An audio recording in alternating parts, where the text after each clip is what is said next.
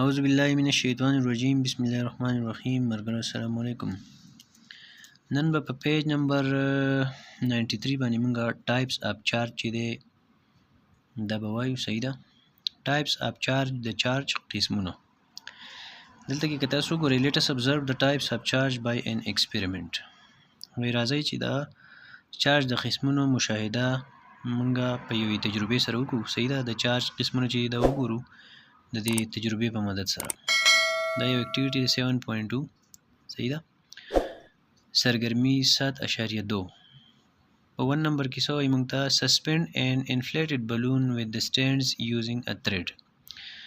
تاسو به وایي داسې کار وکئ چې یو انفلیټډ بلون چې دا به راواخلئ او دا به سسپینډ کئ د تھریډ په مدد سره. مطلب د تار په مدد سره به تاسو یو پړسېدلې پوغڼۍ چې دا راځوړنده کوي په یو سټینډ پورې.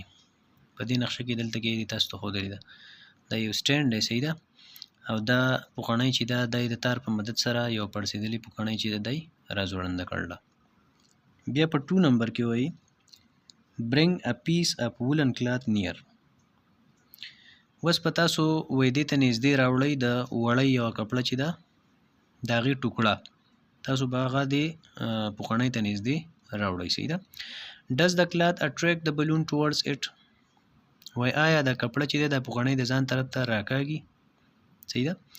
بیا 3 نمبر کې وایي rub the balloon vigorously with the woolen cloth and then remove it away. دا پوغڼۍ چې دا په تاو باندې په زوره وایي تاسو ومږئ د وړۍ په دې کپړۍ پورې او بیا یې لرې کړئ. صحیح ده. بیا یې لرې ویسئ. نه ویګورسلی مطلب دا دی چې تاسو به پکې خبلها فورس مطلب استعمال وکئ.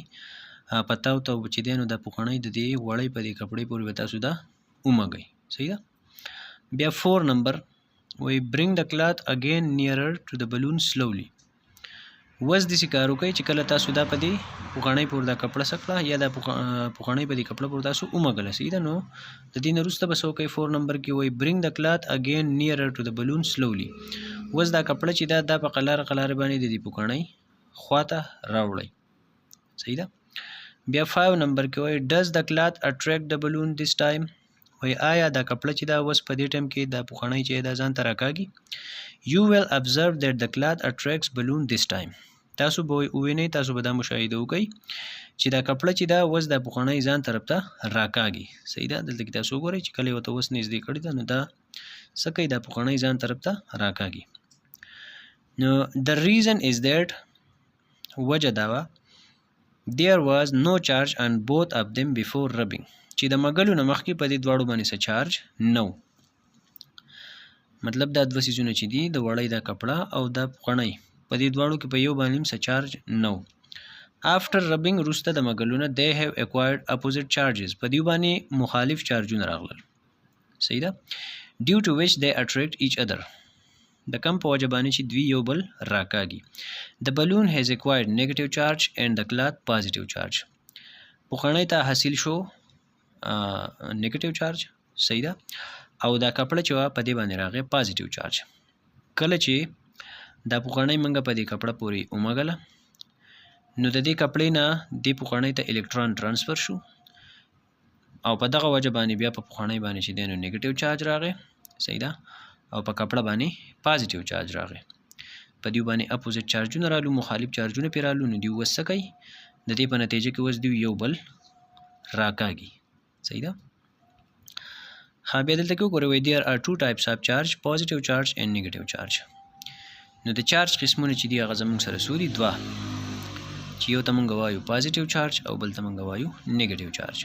صحیح ده. بیا لاندې تاسو ګورئ ډو یو نو کې ډو یو نو کې آپ جانتے ہیں آیا تاسو ته پته ده the clouds are charged due to rubbing with air.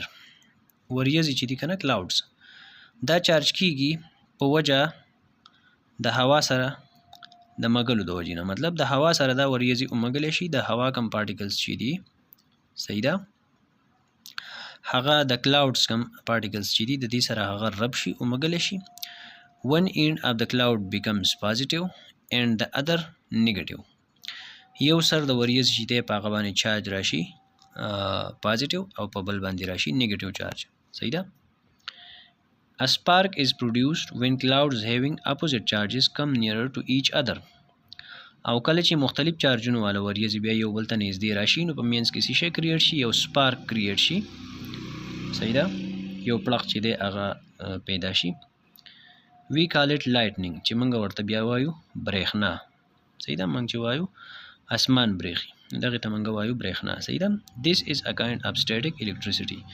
او دا د static electricity د ساکن بجلی یو قسم دی. صحیح ده. بیا دلته کې تاسو وګورئ پوینټ ټو پونډر کې وایي when a plastic comb is pulled through dry hair. کله چې د پلاستیکو یو منګس چې دا په وچو ویښتو کې راښکودی شي it is negatively charged.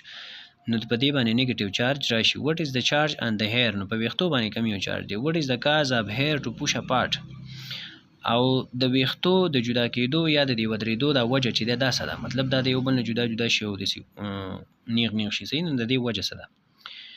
نو کله چې موږ په وچو ویښتو کې د پلاستیکو یو منګس چې دی دا موږ یو سایډ ته راکاږو پول کو مطلب یو ډایرکشن کې په بوت ډایرکشنز کې نه چې مطلب ته پکې هم داسې مخې ته راکاږي او بیا واپس بوځي نه. چې کله په یو ډایرکشن کې تا د منګز راښکو ده یا دی په بیک ډایرکشن کې راښکو د فرنٹ ډایرکشن ته مخې ته راوسته خو په یو ډایرکشن کې او بیا دې دا لرې کړه نو په دغه ټایم کې په دې منګز باندې راشي نیگیټیو چارج. صحیح ده. الکترون چې دی دا ترانسفر شي د دې ویښتو نه منګزي ته نو په هغه منګز باندې چې دی نیگیټیو چارج راشي او په ویښتو باندې چې کوم دی پازیټیو چارج راشي. صحیح ده. نو بیا موږ ته پته لري چې یو شان چارجونه چې دي یا یو قسم چارجونه چې دي هغه یو بل ریپیل کوي او مختلف قسم چې دي لکه مطلب مخالف چارجونه چې دي پلس او ماینس چې دی نو دا هغه یو بل څه کوي هغه یو بل راکاږي یو بل اټریکټ کوي. صحیح ده. نو دا ویښته چې دی دا په دا سټرینډز چې دي که نه د ویښتو دا بیا څه کوي یو بل ریپیل کوي نو په دغه کې دا ویښته د یو بل نه داسې جدا جدا شي. صحیح ده. او داسې نیغ ودرېږي. صحیح ده. د دې ریزن چې دی نه هغه دا دی. او امید دی چې تاسو به په ټایپس اف چارج چې دی نو په دې باندې به اسانه څه کلیر شي. صحیح ده. او بیا په بل روان ویډیو کې په پیج نمبر 94 باندې پراپرټیز اف چارج چې دی ان شاء الله دا به ډیسکس کوو. صحیح ده. تر روانې ویډیو پورې تاسو سپارم په الله د الله په امان.